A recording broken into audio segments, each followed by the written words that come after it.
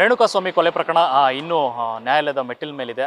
ಈ ಪ್ರಕರಣ ಏನಾಯಿತು ಆ ನಂತರದಲ್ಲೇ ಒಂದಷ್ಟು ವಿಚಾರ ಹೊರಗಡೆ ಬಂದಿತ್ತು. ಏನಂತಂದರೆ ಈ ಪ್ರಕರಣನ ಇಟ್ಕೊಂಡು ಒಂದಷ್ಟು ಸಿನಿಮಾಗಳು ಬರ್ಬೋದು, ಟೈಟ್ಲ್ಗಳು ರಿಜಿಸ್ಟರ್ ಆಗ್ಬೋದು ಅಂತ. ಸೊ ಅದು ತುಂಬ ಹತ್ತಿರದಲ್ಲೇ ಆಗಿದೆ. ಡಿ ಗ್ಯಾಂಗ್ ಅನ್ನೋ ಹೆಸರಿನಲ್ಲಿ ಸಿನಿಮಾದ ಟೈಟಲ್ ಬೇಕು ಅಂತೇಳಿ ಫಿಲ್ಮ್ ಚೇಂಬರ್ಗೆ ಒಂದು ಮನವಿಯಾಗಿದೆ. ಮನವಿಯನ್ನು ಕೊಟ್ಟಂಥ ನಿರ್ದೇಶಕರು ನಮ್ಮ ಜೊತೆ ಇದ್ದರೆ ಬನ್ನಿ ಮಾತಾಡ್ಸೋಣ. ಸರ್ ನಮಸ್ತೆ. ಮೊದಲಿಗೆ ಈ ರೇಣುಕಾಸ್ವಾಮಿ ಕೊಲೆ ಪ್ರಕರಣ ಇನ್ನೂ ಕೋರ್ಟ್ ಮೆಟ್ಟಿಲಲ್ಲಿದೆ. ಇದಾಗಲೇ ಒಂದಷ್ಟು ಸೋಷಿಯಲ್ ಮೀಡಿಯಾದಲ್ಲಿ ಓಡಾಡ್ತಾ ಇತ್ತು. ಮೇ ಬಿ ಈ ಥರದ್ದು ಒಂದಷ್ಟು ಟೈಟ್ಲ್ಗಳು ರಿಜಿಸ್ಟರ್ ಆಗ್ಬೋದು ಅಂತ ಅಂದ್ಬಿಟ್ಟು. ಸೊ ನೀವು ಡಿ ಗ್ಯಾಂಗ್ ಅನ್ನೋ ಟೈಟಲ್ ಬೇಕು ಅಂತ ಅಂದ್ಬಿಟ್ಟು ಮನವಿ ಮಾಡಿದ್ರ, ಯಾವ ಕಾರಣಕ್ಕೋಸ್ಕರ ಈ ಸಂದರ್ಭದಲ್ಲಿ ಈ ಟೈಟ್ಲ್ ಬೇಕು ಅನ್ನೋಂಥದ್ದು? ಸರ್, ಮೊದಲನೇದಾಗಿ ರೇಣುಕಾಸ್ವಾಮಿ ಅವರ ಪ್ರಕರಣ ಮತ್ತು ದರ್ಶನ್ ಸರ್ ಅವ್ರ ಪ್ರಕರಣದ ಬಗ್ಗೆ ನಾನೇನು ಮಾತಾಡಲ್ಲ. ಸೊ ಅದ್ರ ಬಗ್ಗೆ ಗೊತ್ತಿಲ್ಲ ನನಗೆ. ಡಿ ಗ್ಯಾಂಗ್ ಅನ್ನೋ ಒಂದು ಟೈಟಲ್ನ ಇಟ್ಕೊಂಡು 2 years ಬ್ಯಾಕು ನಾವು ಒಂದು ಸಾಂಗ್ ಮಾಡಿದ್ದೀವಿ. ನಾವು ಈಗ ನಿನ್ನೆ ಮೊನ್ನೆಯಿಂದ ಈ ದರ್ಶನ್ ಸರ್ ಅವ್ರ ಪ್ರಕರಣ ಆದಮೇಲೆ ಇದು ಮಾಡ್ತಾ ಇರೋದಲ್ಲ. ನೀವು ಯೂಟ್ಯೂಬಲ್ಲಿ ಹೋಗಿ ಡಿ ಗ್ಯಾಂಗ್ ಅಂತ ಸರ್ಚ್ ಮಾಡ್ಬೋದು. ಆ ಸಾಂಗಿಗೆ ಡೈರೆಕ್ಷನ್ ಮತ್ತು ಲಿರಿಕ್ಸ್ ಎಲ್ಲ ನಾನೇ ಮಾಡಿರ್ತೀನಿ. ಸೊ ಅದೊಂದು ಟೈಟ್ಲ್ ನನಗೆ ಆವಾಗಲೇ ಒಂದು ಇಂಟ್ರೆಸ್ಟಿಂಗ್ ಅನಿಸಿರೋ ಕಾರಣದಿಂದ ಆ ಟೈಟಲ್ ಮೇಲೆ ಈಗ ಆಲ್ರೆಡಿ ಸ್ಕ್ರಿಪ್ಟ್ ಕೂಡ ಆಗಿದೆ. ನಿರ್ಮಾಪಕರು ಮಂಜು ನಾಯ್ಕ್ ಅಂತ, ಅವ್ರ ಹೆಸರಲ್ಲಿ PM ಫಿಲಮ್ಸ್ ಅಂತ ಚೇಂಬರಲ್ಲಿ ನಿರ್ಮಾಪಕರ ಇದರಲ್ಲಿ ಬ್ಯಾನರ್ ಕೂಡ ರಿಜಿಸ್ಟ್ರೇಷನ್ ಆಗಿದೆ. ಸೊ ಆ ಹೆಸ್ರು ಮೇಲ್ಗಡೆ ಇವತ್ತು ಹೋಗಿ ನಾನು ಟೈಟಲ್ ಕೇಳಿದಾಗ ಟೈಟಲ್ ಇರಲಿಲ್ಲ. ಸೊ ನಾನು ಕೊಟ್ಟೆ. ಅಲ್ಲಿ ಒಳಗಡೆ ಹೋಗಿ ಅಧ್ಯಕ್ಷ ಹತ್ರ ಮಾತಾಡಿದಾಗ ಇಲ್ಲ ಕೊಡೋಕ್ಕಾಗಲ್ಲ, ಇನ್ನು ಪ್ರಕರಣ ಇದರಲ್ಲಿದೆ ಅಂದರು. ಇಲ್ಲ ಸರ್, ನಾನು ಆ ವಿಷಯಕ್ಕೆ ಇಟ್ಕೊಂಡು ಸಿನಿಮಾ ಮಾಡ್ತಲ್ಲ. ಡಿ ಗ್ಯಾಂಗ್ ಅನ್ನೋದು ಈ ಮುಂಚೆ ನಾವು ದರ್ಶನ್ ಸರ್ ಪ್ರಕರಣದಲ್ಲಿ ಅಷ್ಟೇ ಅಲ್ಲ, ಈ ಮುಂಚೆನೂ ಭಾರತದಲ್ಲಿ ಯಾವೊಂದು ಕಾರಣಕ್ಕೆ ಡಿ ಗ್ಯಾಂಗ್ ಅನ್ನೋ ಒಂದು ಟೈಟಲ್ಲು ಪ್ರಸಿದ್ಧಿ ಆಗಿದೆ ಅನ್ನೋದು ಅದು ಎಲ್ರಿಗೂ ಗೊತ್ತಿದೆ.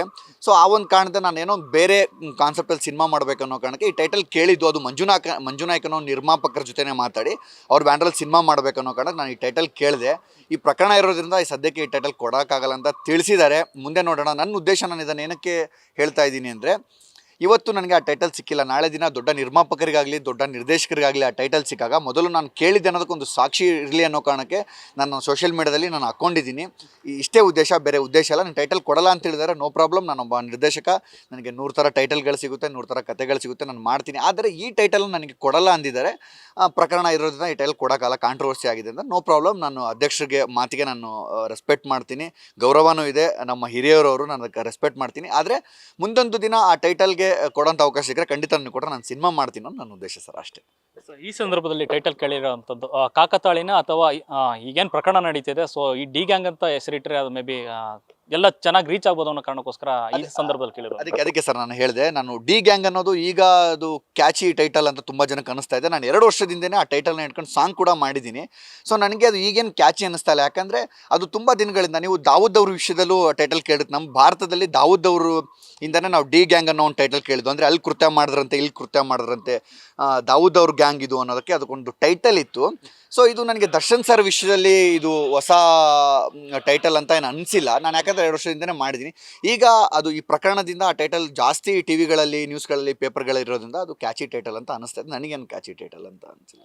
ಈಗಂತೂ ಗ್ಯಾಂಗ್ ಅಂತಂದ್ರೆ ಒಂದು ರೀತಿ ಭಯ ಪಡೋ ಥರ ಆಗಿದೆ. ಸೊ ಈ ಡಿ ಗ್ಯಾಂಗ್ ಯಾವ ಥರದ ಕಥೆ ಮೇಲೆ ನಡೆದಿರುವಂಥದ್ದು, ಮರ್ಡರ್ ಅಥವಾ ಬೇರೆ ಏನಾದ್ರು ಬೇರೆ ಕಥೆ, ಏನು ಕಥೆ? ಅದೇ ಸರ್, ಈಗ ನಾನು ಸೋಷಿಯಲ್ ಮೀಡಿಯಾದ ಹಾಕೊಂಡಾಗ ತುಂಬ ಜನ ಕಮೆಂಟ್ ಮಾಡಿದ್ದಾರೆ, ಬಾಸ್ ಬಗ್ಗೆ ಸಿನಿಮಾ ಮಾಡ್ತಿದ್ರ, ಒಳ್ಳೇದಾಗಲಿ ಆ ಥರ ಎಲ್ಲ ಅಂತ. ಅಂದರೆ ನೀವೇ ಡಿಸೈಡ್ ಮಾಡಬೇಡಿ ಯಾವ ಬೆಂಬಲಕ್ಕೆ ಮಾಡ್ತಾರೋ ವಿರೋಧಕ್ಕೆ ಮಾಡ್ತಾರೋ. ಇದು ಡಿ ಬಾಸ್ ಅಂದರೆ ದರ್ಶನ್ ಸರಿಗೆ ಸಂಬಂಧಪಟ್ಟಿರೋ ಸಿನಿಮಾನೋ ಅಲ್ವೋ ಅಂತ ನೀವೇ ಡಿಸೈಡ್ ಮಾಡಬೇಡಿ. ಅದಕ್ಕೆ ನಿರ್ಮಾಪಕರು ಮತ್ತು ನಿರ್ದೇಶಕರು ಇರ್ತೀವಿ, ಅದು ನಾವು ಡಿಸೈಡ್ ಮಾಡ್ತೀವಿ. ಬಟ್ ಈಗಲೇ ಅದು ಏನು ಹೇಳೋಕ್ಕಾಗಲ್ಲ ಸರ್. ಟೈಟಲ್ ಕೊಡಲ್ಲ ಅಂತ ಹೇಳಿದ್ರೆ ಮುಂದೊಂದು ದಿನ ಟೈಟಲ್ ಸಿಕ್ಕರೆ ಖಂಡಿತ ಸಿನಿಮಾ ಮಾಡ್ತೀನಿ.